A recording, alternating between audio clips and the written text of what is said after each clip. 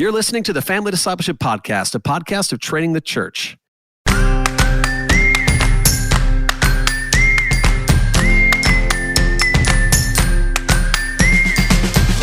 This is Adam Griffin, and before I introduce you to our fantastic, absolutely fantastic guest, let me first introduce my lovely co-host, Mrs. Cassie Bryant. Cassie, how you doing today?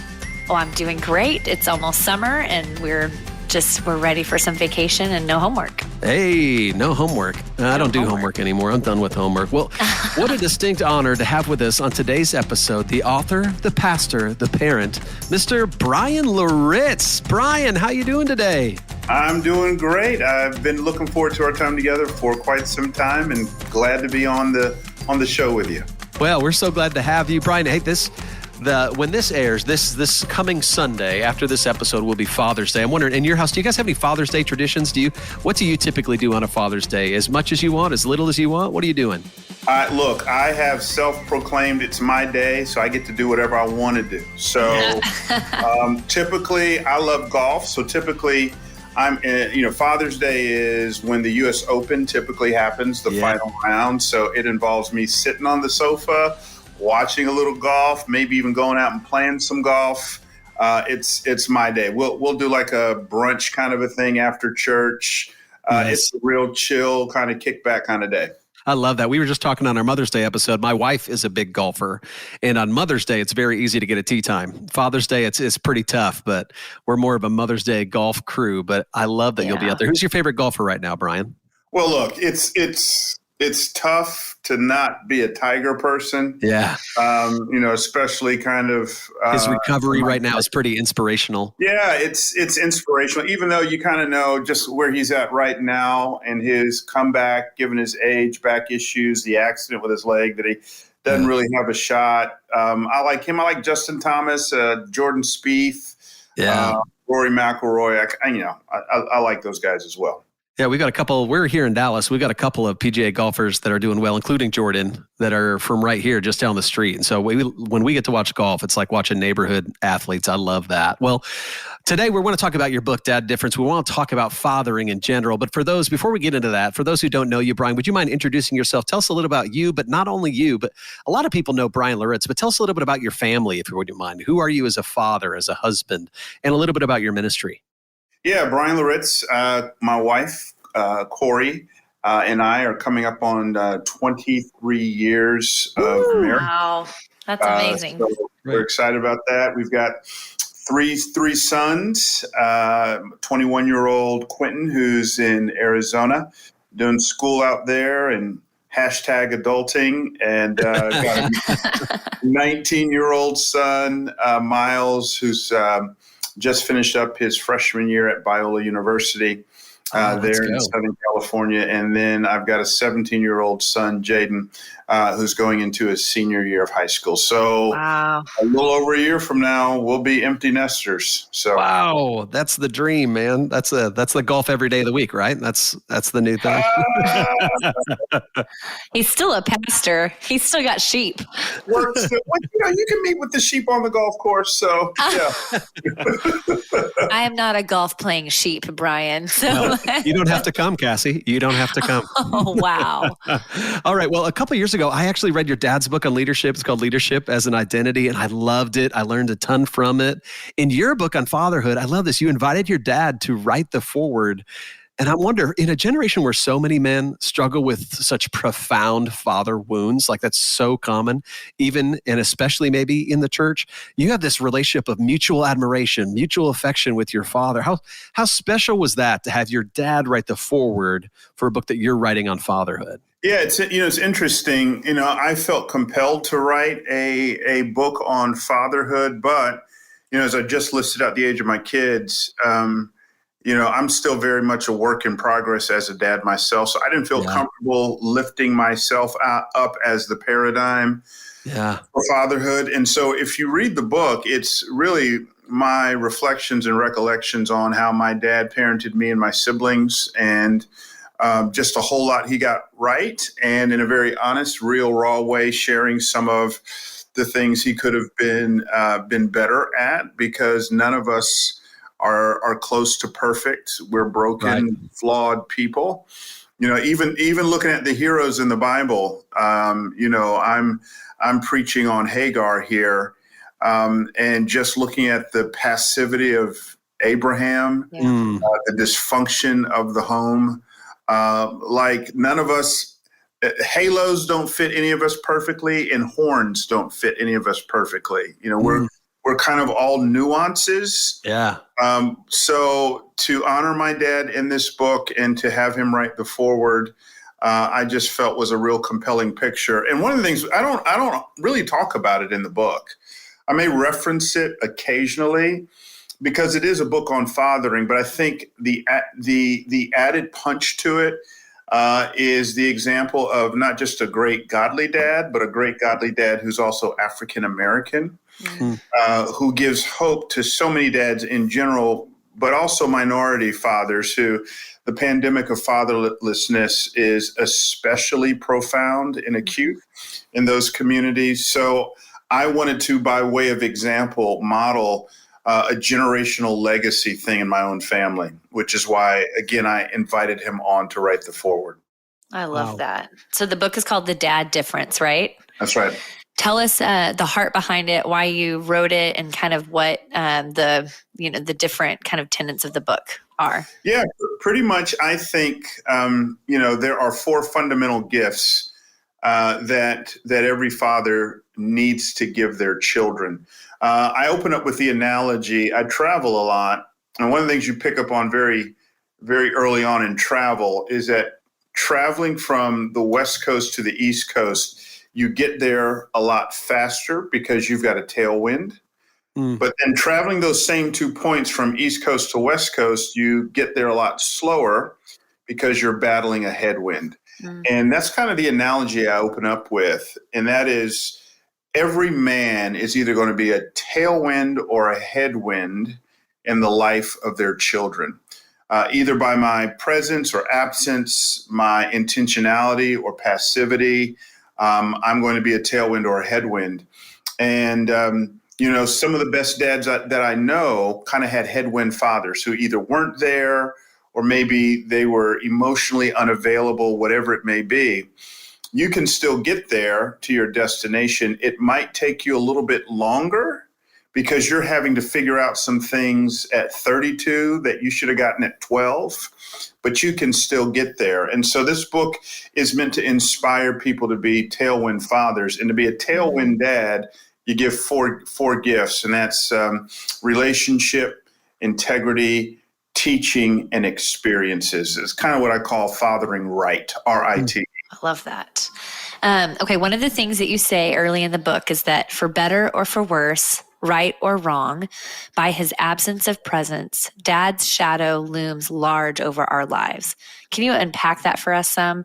Why do dads make such a difference?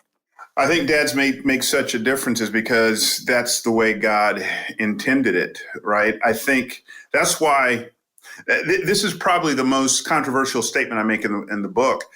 I think the most profound 3-letter word in the English language isn't God, it's dad. Because oftentimes the prism at which we view God is through the lens of dad. So I am literally handing to my kids, unbeknownst to me, their paradigm of what their Heavenly Father looks like. Yeah. A lot of times in pastoral ministry, when I encounter people who are deeply disappointed with God or want nothing to do with God, you peel back enough layers, they're speaking a lot of times, not every time, but a lot of times out of a deep fatherhood wound or deep disappointment with a man and what they should have gotten. So dad is just huge because that is the way, that's kind of the created order of things. I want to be careful with this.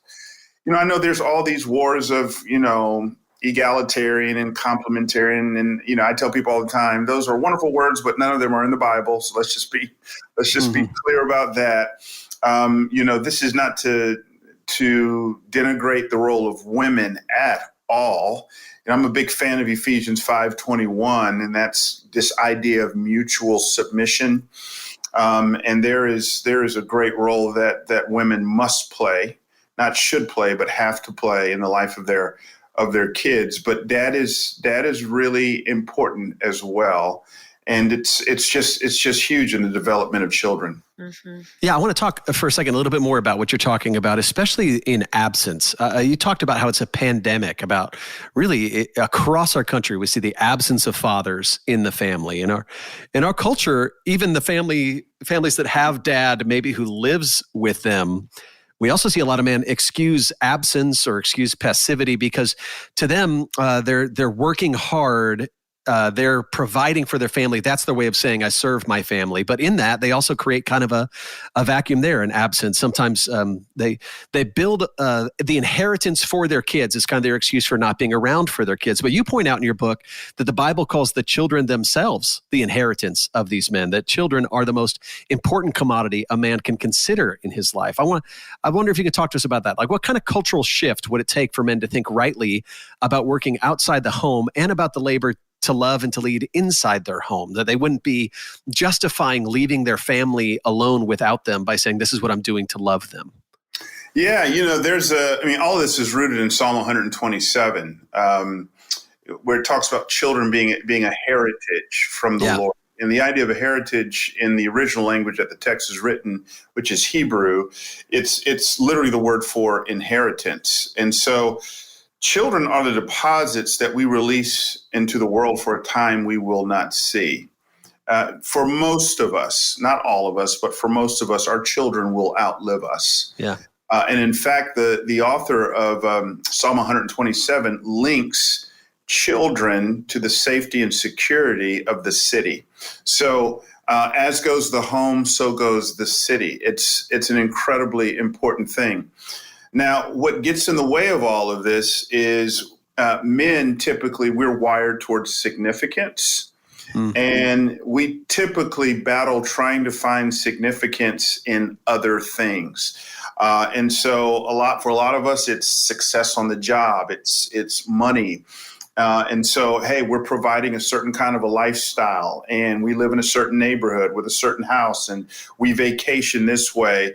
Well, what that inevitably does is it runs counter to the greatest means of provision that your child needs. And that's not just your resources, it's your actual presence. Amen. And so we can be so busy buying things for our kids that those things serve as kind of surrogate substitutes for the real thing, which is our presence in their life. Now, I want to be careful here because I think we can go to the other extreme. So one extreme is being absent.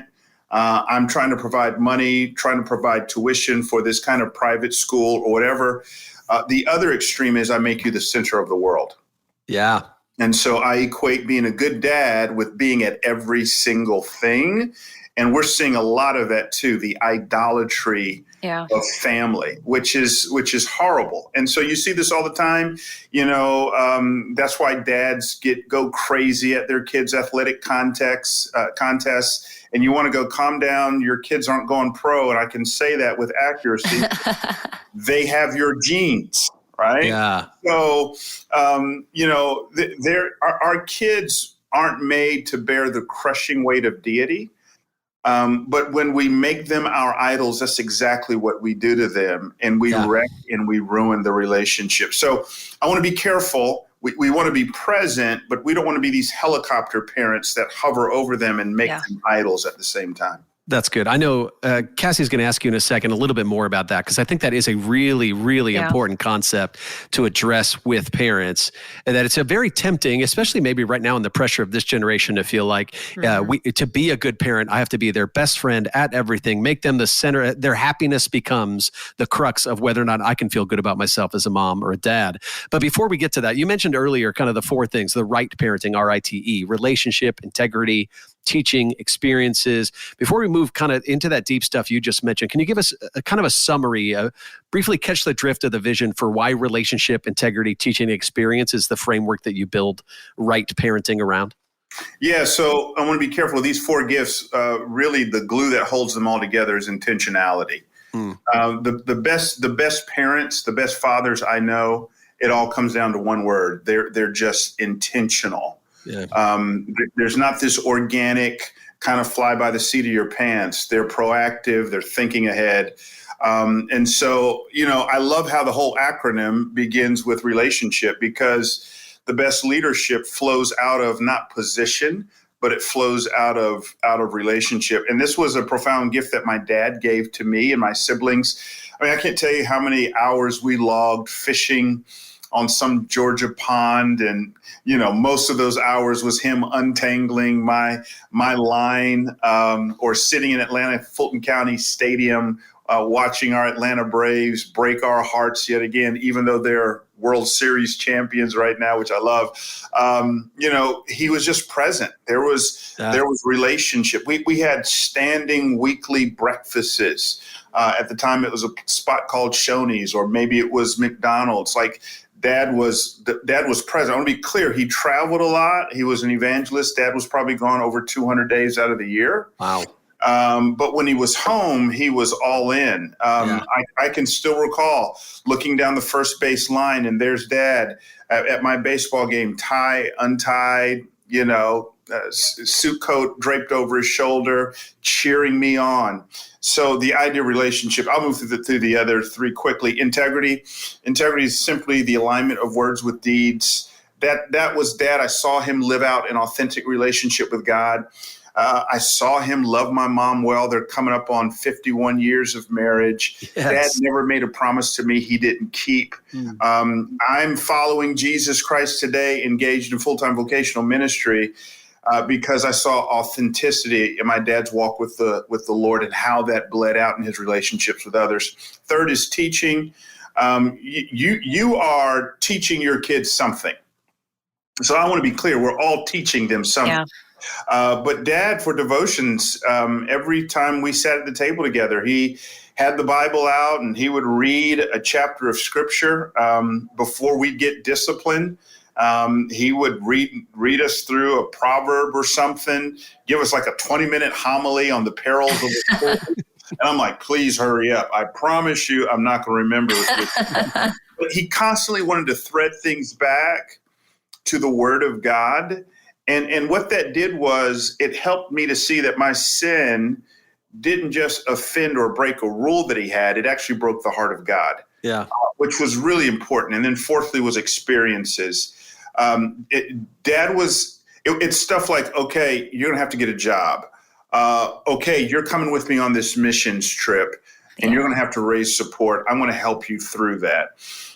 It's stuff like, I'm not going to solve that for you, because an important gift in your manhood journey is the gift of struggle. So I need you to experience some things that I could jump in and fix, but I'm not going to fix because you need the experience of struggle. So just those hands-on experiences were really helpful for me. In the book, you write about coddling moms and passive dads and how they overvalue their children's happiness, which I have totally been guilty of this.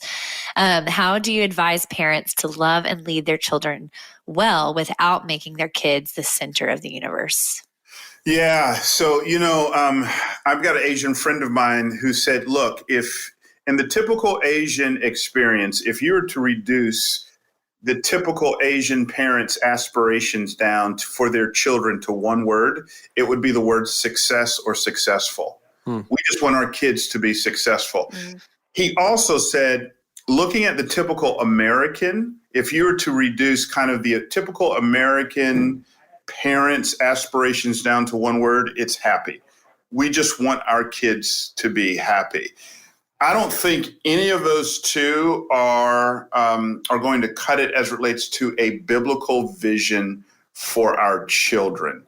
And so what happens when there's just this happiness ethic, a good book to read along these lines is also the book, The Coddling of the American Mind. Yeah.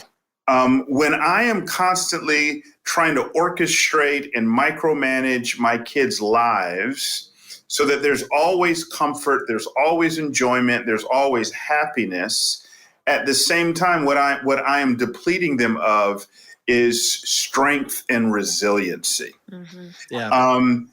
In a lot of mental health conversations, and I want to be very clear on this, mental health is a real thing.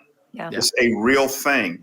I hate the fact that I'm just now coming into the mental health conversation decades into my life. I wish I would have sat with therapists. I wish I would have heard about this decades before. our family has dealt with mental health. I cannot say that enough. But I also think, and there's studies out as well, that with the rise of mental health, it's kind of running on parallel tracks with the lack of resiliency in children. Wow. And that I'm not saying that every mental health scenario is that, but there's something in the water that's there that we have to pay attention to as kids. And I think one of the most abusive things a parent can ever do to their child is to create a false reality where they get everything they want and it's all about them and their happiness. That's bad. Yeah. Yeah, that's kind of the Veruca Salting of the generation, right? It's that character in the good reference. Thank you, Charlie in the Chocolate Factory. The character that just gets everything they want, and the dad's willing to pull out the checkbook and say whatever it takes to make her happy. Yeah. And really, it's also we think about that kind of as a child-centered, but it's really also centered on the parent feeling more comfortable in parenting, feeling better about themselves. We have kind of that pursuit of happiness also goes to the root of why parents do what they want. And they, I totally agree, Bryan. I see such a pandemic of this. We could probably spend an hour just unpacking that concept, but I think that is so helpful and convicting to the mom or dad who goes, what am I centering our family on? And if I want to raise kids that are ready to be followers of Christ in a culture that does not love it, how could I make happiness the goal? Like, why would my kid pursue Christ in a culture that doesn't love Christ? Look, I'll say that this is in real time. This is happening. Just yesterday, one of our kids called me, and I had been encouraging him to save money. He hadn't been doing that. Got a couple flat tires. Called me in a panic. Didn't have money in his savings account. Has just blown through. And I didn't take, on the one hand, I didn't launch into, I told you so, why didn't you listen? I showed incredible empathy, wanted to make sure he was okay. But I didn't jump in and fix it either. He needs to learn that lesson. Now, are there times to go, man, you've blown it. We've had this conversation. Let me show you grace. Absolutely. That's more of an art than a science. But there's also times to go, you kind of need to feel this one. Yeah. Because this is an important thing for you to learn in your journey. I love that. Yeah. If we don't want kids to be entitled and we don't want them to be, and we do want them to be resilient, it does mean making them face difficult circumstances and have to come up with not just bringing their parents the problem, but bringing their parents the solution. I think that's a really, really great point. Now, one of the other things you talk about in the book that's related to this is that not all parents are going to nail it every time either. These parents are going to have to show some form of resilience, but also they're going to have to be ready to apologize. It's something we talk a lot about on our show is repenting with your kids when we mess up. You talk about how apologies are rooted in humility, and that humility is the lifeline to that healthy, vibrant relationship with our children. I wonder if you could maybe, by way of comparison, what's the difference between a home of a parent that's struggling with pride that will not admit fault, and what does that do to a family? And then what does humility foster in that relationship in the family? What are you missing out on if you're not repenting to your kids, I guess? And what do you gain when you are willing to apologize? Look, a basic theology of sin, says that we're all sinners, and that sin is primarily social and relational. So when Adam and Eve sin enters into the world. Notice the first thing they do is they hide from God, right? Yeah. And then they hide from one another. So before that, they were naked and unashamed. There's transparency. There's vulnerability. Now that gets covered up. And so sin impedes authentic relationships. It's just the truth of the matter. What that means is I don't care how long you've been walking with the Lord. I don't care how authentic your relationship with the Lord is. We are sinners, which means my brokenness is going to impact my kids. It's going to come out. It's just going to come out. And so that's why I think you can still be full of integrity, even in the midst of your sin, because what an apology acknowledges is I didn't live up to the standard here, and I need you to forgive me. I have violated you. I've wronged you. Listen, decades removed from my father's home, his I remember his apologies more than his flaws and mistakes. Wow. And I think that's what parents need to understand. Yeah. Is, listen, you're a broken person. Okay, we get that. Yeah. We get that. But your kids don't just need grace from you. You need grace from your kids. Yeah. And in order to receive that, it's like I need to repent downward. Yeah. It's got to be a two-way street here. And I'm grateful to have a father who modeled that for me. Yeah. So good. That brings to mind the parents like that are listening who find themselves really struggling, either just discouraged by parenting decisions or sin struggle they're having, or wanting to make things right but not knowing how, or kind of maybe back on track with intentional parenting. And so as a pastor, what's a word of encouragement you can give to our listeners who maybe feel are coming to this podcast, listening and feeling discouraged about where they're at? Yeah, I'm well aware, sin really is a mess. And there's, a portion of your listeners who are in a nuclear family. Other listeners, they're in a blended family. Other listeners, there's, maybe a kid out of wedlock, or, there's a divorce situation. Maybe now that kid is a grown adult. Romans 12:18 is your lifeline. As best as you can, be at peace with all people.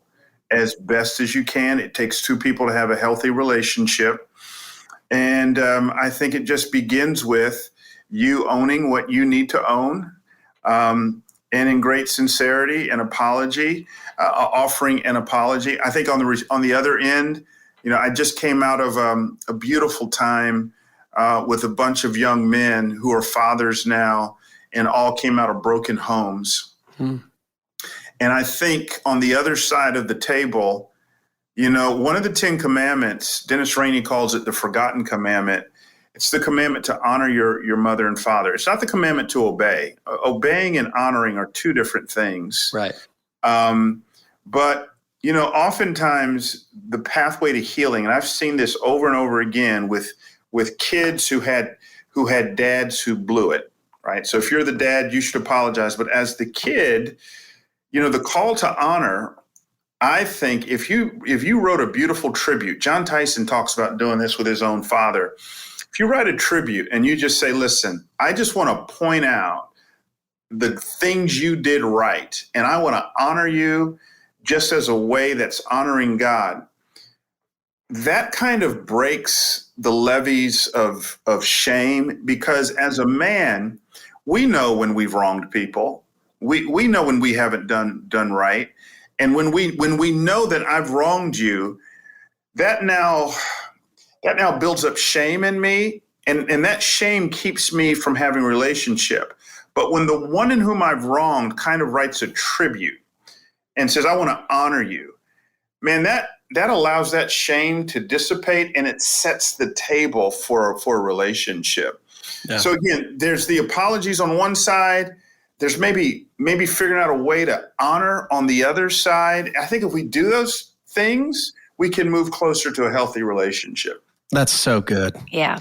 I'm going to definitely ask my daughters to write a tribute. I'm going to see what my 5, 7, and 9-year-old write. I'll email it to you, Bryan. I love that. We get to talk so much on this show, and you've been so helpful in thinking about challenging men to be godly fathers, what that looks like. Your book is almost kind of lays out for men. If you want to father well, here's some things to focus on. And we just talked about, if you're discouraged in this, here's where to find encouragement. I wonder if you could turn the corner for us just as we start to land the plane a little bit. You're a man who's raising sons. You're a man who had a godly father. If we want to talk to moms and dads, not just about being a good dad, but how do we raise sons? How do we think about raising a generation who's ready to be a godly father? When you think about, we talked about resilience, but what else do you think about we can try to parent into their childhood even that prepares them to be godly fathers? Well, I think that's a great question. I say this a couple times in the book. I think you have to acknowledge your limitations. You cannot manufacture a godly child. You cannot do that. My dad loves to say, and this is the statement I mentioned several times in the book, We parents tend to take too much credit when our kids turn out right, and I put that in quotes, and too much blame when they turn out wrong. That's true. So give yourself grace. I cannot tie my self-esteem into my kids' behavior. Right? So if that was the case, God has some bad self-esteem. Have you seen his kids lately? So I think the best parenting we do is from our knees, crying out to God. And, I think a great verse to pray over your kids, Deuteronomy 5:29, oh, that they had such a heart as this always, to fear me and to keep my commandments, so that it may go well with them and with their descendants forever. What a verse to pray over your kids. I pray that over my kids every single day. I think there's three big questions in life that if you were to ask me what's the number one thing my kids and I talked about, it was these three big questions. It's who's your master? We all have one. Do you have the right one? What's your mission? What is that unique thing that God is calling you to do by way of vocation? Someone once said the two most significant days in our life is the day that we were born and the day when we find out why we were born. And the third big question is who's your mate? All of our time as together, we were talking about one of those big boxes. And then I would just say, pull them in, authentically live out before them what it looks like to serve God's church well. I would say you need to think strategically about some kind of rites of passage. What are you doing to celebrate your girl stepping into womanhood? Your young son stepping into manhood. I think you need to do that when our kids turn 13. We have a rites of passage deal that my dad's a part of, and they get a Bible that my dad's been, writing prayers for that specific kid in that Bible for the previous 2 years. I think those kinds of intentional things are helpful, but do the best you can and leave the results to God. So that's good. Awesome. What are some other texts that have really rooted you as a father, that have showed you what, fatherhood is meant to be, and the image that God has for you as a father, and then has kind of rooted you in your fathering? I'm always drawn to Luke 15. It's been called the parable of the prodigal son. I think it's a dad and two lost sons. Mm-hmm. And just wanting to avoid the extremes between kind of the religious legalism of the elder brother versus the irreligious younger son, but even thinking it through the terms of the dad and wanting to give my kids performance-free love. Man, that's impossible for me to do on my own terms. I need the Spirit of God to really help me there. Ephesians 6 is huge. As Paul is just talking about dads not provoking your kids. What does that look like? What does that mean? Deuteronomy 6, the great Shema passage, Hear, O Israel, the Lord is our God, the Lord is one. And then just saying, I want you to talk about these things when you get up, when you lie down, and just how the family, according to Deuteronomy 6, is God's primary vehicle for transformation in society. Yeah. That's just a powerful thing. So as a dad, I don't outsource my responsibilities to the youth pastor. Yeah. That's so important. The youth pastor helps me in my discipleship responsibility with my kids. I'm not outsourcing that to their AAU coach or anyone else. I'm responsible for that, and just kind of feeling the weight and the burden of that. So those are some texts that have been really helpful for me. Thank you. Bryan, that's incredible. Your book is incredible. Your ministry is such a help to people. I'm so glad that God has given you a position of influence in the church today, in our nation. There's so much I have to learn from you and from your father, from the way you parent, but also from you as a pastor. I wonder if you would, just for a minute, before we let you go, would you mind sharing with us, if our listeners want to pray for you and want to pray for the Loritts home, what can they pray for you for? What are you asking God for you, for your sons, for your wife? Yeah, naturally, I want to finish strong. I want to run through the finish line. I would say an immediate prayer request in Corey and I's parenting, as your kids now enter into the young adult phase, you're really transitioning. There's two great phases as parenting, and this comes from Tim Kimmel. You begin with protection, And that's 0 till about 12, where you're really ramping up on protection. Once they hit about 12, you're starting to ramp down into preparation. And so now my kids are full on being launched from the house. Psalm 127 says they're like arrows, not boomerangs. They're like arrows. They're being launched out. And so I never stopped being a parent, but it's more like I'm a coach now. I'm a friend now, and we're just making that transition. And that's a tough transition on both sides. And so I just need a lot of wisdom, a lot of grace as we kind of tweak roles a little bit. Oh, I love that. And a couple tires. It sounds like we could pray for a couple tires as well. Yes. Well, Bryan, thank you so much for being on with us. This has been such a treat for us. I know it's going to bless our listeners. And guys, if you haven't picked up the book already and it's Father's Day week, maybe you pick this up for a special father in your life or for somebody who's becoming a first-time dad. This is a great opportunity to have them focus on the fact that the Lord has called them to something special in being a dad. Yeah. This is a special position in our culture. Well, friends, thanks for listening. If you think it's as important as we do to disciple our families, please help us out by giving us a great review wherever you listen to podcasts. You can visit one of our sponsors or share this episode with one of your friends. If you want to keep up with us and join the conversation, you can follow the Family Discipleship Podcast on social media. We love you, listeners. This is our last episode of the summer, and we're looking forward to being back this fall with more great stuff for you, and we will see you then.